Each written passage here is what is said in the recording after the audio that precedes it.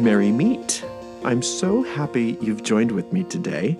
We are working a psalm spell today, and today we are working Psalm 47, which we traditionally use to increase joy, pleasure, happiness, and it's also a good one that you can use if you are looking for love.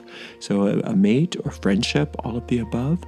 Some people use this one for more luxury in their life as well. So all good things. But we're going to use it today for increased joy, pleasure, and happiness.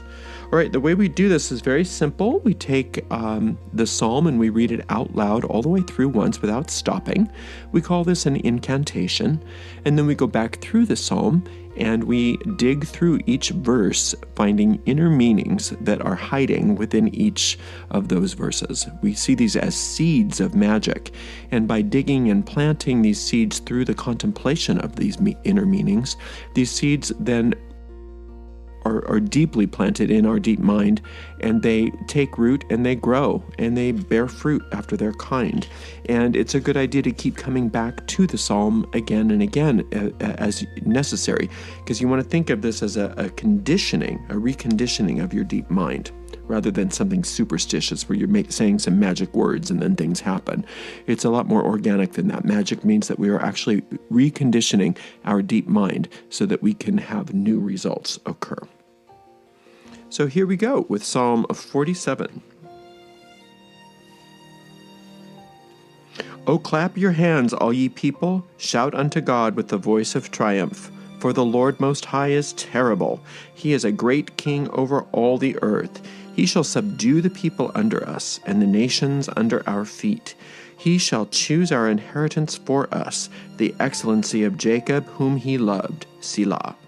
God is gone up with a shout, the Lord with the sound of a trumpet. Sing praises to God, sing praises. Sing praises unto our King, sing praises.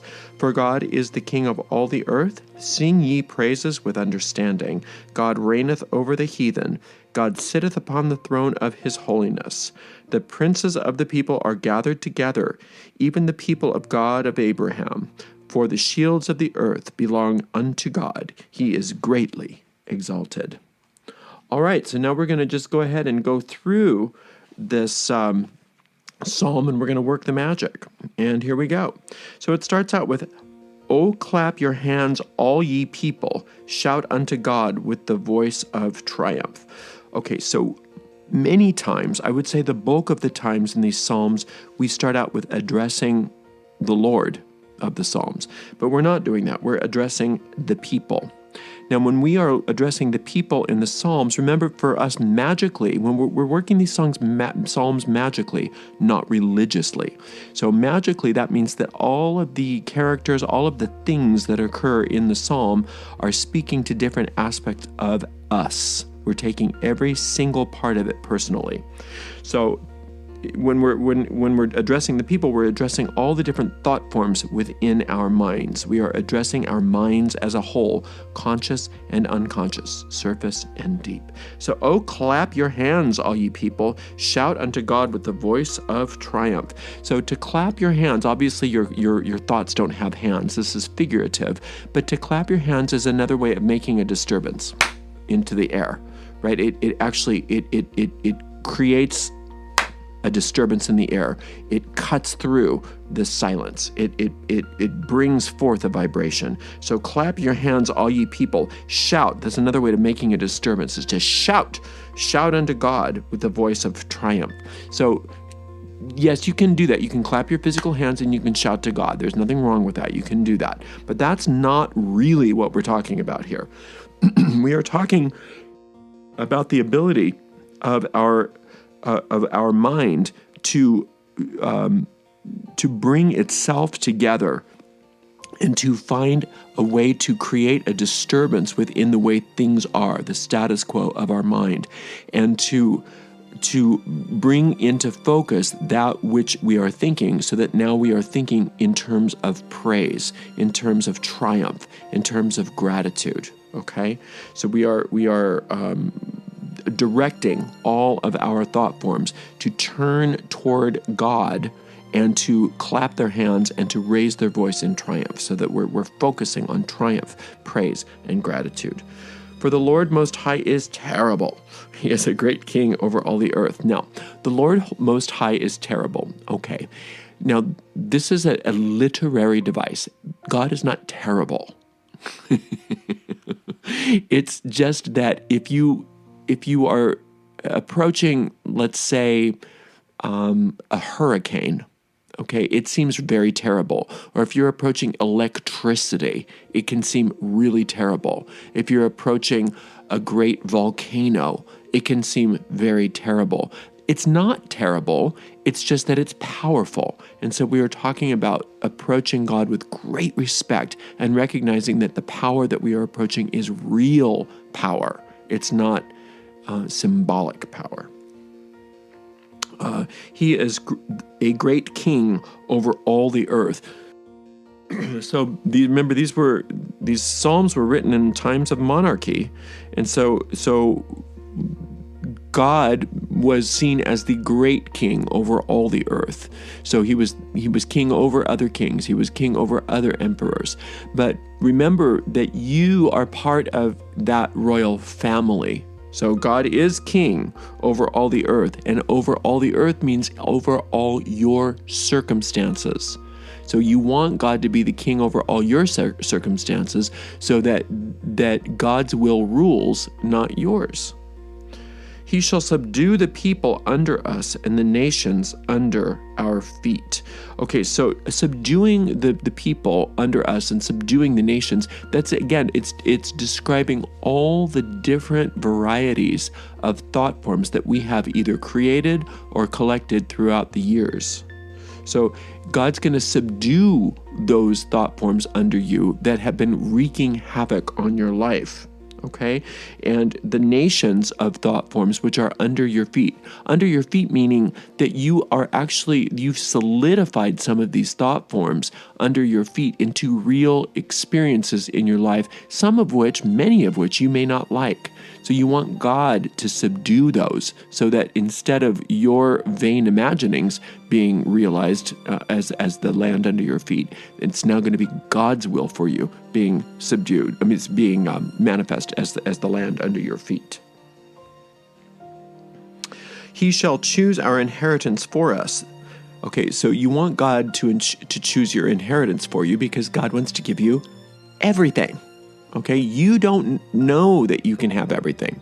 What you choose for yourself is such a small nothing compared to what God has for you. And when we say God, we're not talking about a deity. For those of you that are new to us here, we're talking about the actual presence of life itself, the life force within you. It has no gender, it has no form, it has no real name. It's the nature of your Creator. Your Creator created you out of infinite love, infinite intelligence, and infinite life. So infinite spirit is what God is. And we want God to choose our inheritance for us, the excellency of Jacob, whom he loved. So remember that Jacob didn't start out so excellent. Jacob started out pretty flawed, right? And he just kept at it and kept at it and kept at it, and God kept rewarding him and rewarding him. And that's exactly what he's doing for you. And when I say he, that's just a limitation of speech, okay? God has gone up with a shout, the Lord with the sound of a triumph. Okay, so God going up with a shout. When we want God to go up with a shout. Just think of it as rising up. Our circumstances are rising up to the reality of what God is. So we want to shout for joy. And when we say God is rising up with a shout, God is bringing us up with a shout. God is rising us up. God is rising up with us. God doesn't need to rise up. God doesn't have anywhere to go. But God is taking us up with God. God is rising up with a shout. or God has gone up with a shout, excuse me. The Lord with the sound of a trumpet. So again, this is an instrument that makes noise. So you have your hands that make noise, what we've talked about. We've talked about our voices, which make noise, and then the implements of noise. The trumpet, that's a big noisemaker. So all of your tools, all of your things in the world, if you use those to call out to God, to call out to your good, then you are risen up with God. With a shout, with the sound of a trumpet. Sing praises to God. Now we're singing with our voice. It's another disturbance in the air. Sing praises to God. Sing praises. Sing praises unto our King. Sing praises. So this verse is very clear that our creative faculties, which we're calling singing, and you can sing. There's nothing wrong with singing, but it's not just singing in the mundane sense of singing. It means that your life is a song. Everything that you do, everything that you say, everything that you think is now a song of praise that you have for God. Now, singing praise to God, again, God doesn't mean something separate from you. It's the opposite. God is that which is your life. That which it brings life to you, keeps you alive even after this body is gone.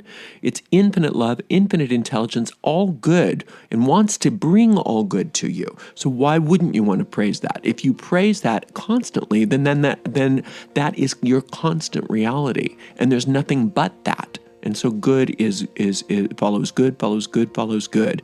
Glory after glory, success after success. For God is the king of all the earth. Sing praises with understanding. Okay, so God is the king of all the earth. So you want God to rule over your circumstances. And you've been trying to rule over your circumstances, and you suck as a king, okay? God is the king. You're play acting as a king. You don't have the rights to be a king. In this particular case, okay? God is the author of you. God created you. You didn't create God. So you want to be part of the family of God. You want God to be sovereign, because God knows all. God knows what to do with whatever it is that's before you. There's no question. God is not hamstrung. God doesn't go, ooh, boy, I'd love to help you, but that's not part of the vernacular there. So you want God to come in and rule, because God is just the energy of perfection that brings and reorganizes everything so that it conforms to the divine design that you were meant to experience here.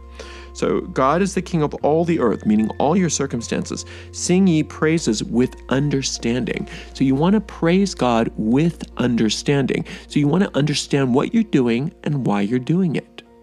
What am I doing and why am I doing it? I'm not just praising the Lord religiously because that's the right thing to do and because I'm afraid not to because I don't want to go to hell. That is not what we're doing. Not even close.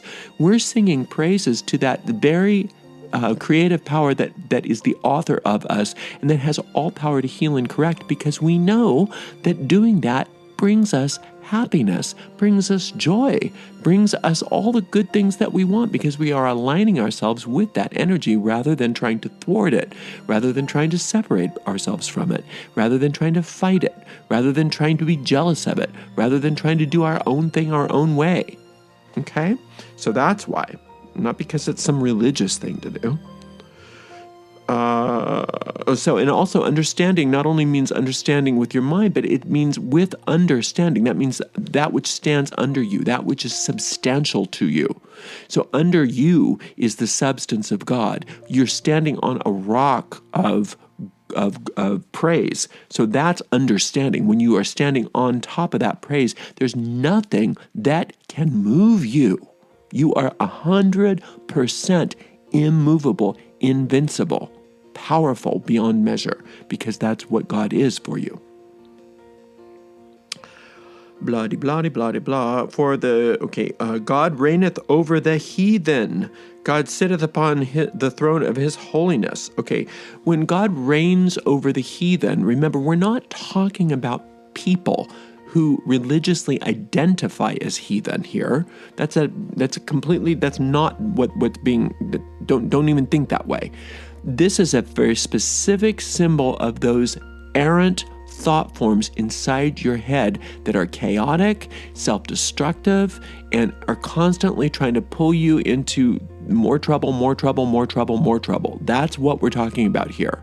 So God reigns over those thought forms because we allow it. We're saying this now.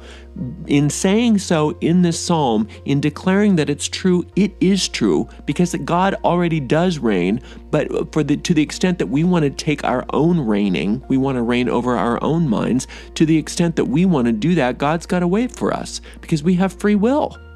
So you want to have all those heathen experiences where you're just where things are just errant and chaotic. God will say you can do that. Be my guest, and I will wait here until you're ready to stop doing that. And that's what's happening. So we're taking back our power by saying, God, you reign over these errant thought forms. I don't want to do it anymore. Because I can't. I'm bad at it. The princes of the people are gathered together, even the people of God, the God of Abraham. So the princes of the people are gathered together. The princes of the people are the. Remember, the king has children, and those children are royalty over other people. So there's like a hierarchy of your thought forms. So. Let's just finish this so we can put it into context. Even the people of the God of Abraham, for the shields of the earth belong unto God. He is greatly exalted. So everything, all that brings you power and all that brings you protection, all that keeps you safe, all that keeps you happy, all that brings you joy, all that brings you everything belongs to God. And it's good to remember that. It's good to remember that everything belongs to God. Even you belong to God. Okay? And that doesn't mean that you're someone's property. The only thing that you can belong to that doesn't make you a slave is God. Anything that you try to make God that's not God does make you its slave. And that's what an idol is. I mean, they're not really directly talking about idols in this particular psalm, but that's what that means. So money, if you make it a god, makes you its slave. Relationships that you make your god make you their slave, right? And you don't want to be a slave. You want to be free. So you want to do exactly what it says, and that is making sure that the shields of the earth belong unto God, to recognize that they belong to God, and that he is greatly exalted. So to exalt God means that that's what you're going to think of more than anything else. And if you're in a problem, you're going to turn to God with the problem and start exalting God rather than exalting the problem. All right, well, this is how we work this psalm. I hope this was helpful for you and that you enjoyed it. And keep coming back to the psalm until you get the results starting that you want. And I look forward to working with you again very soon. And until that time, blessed be.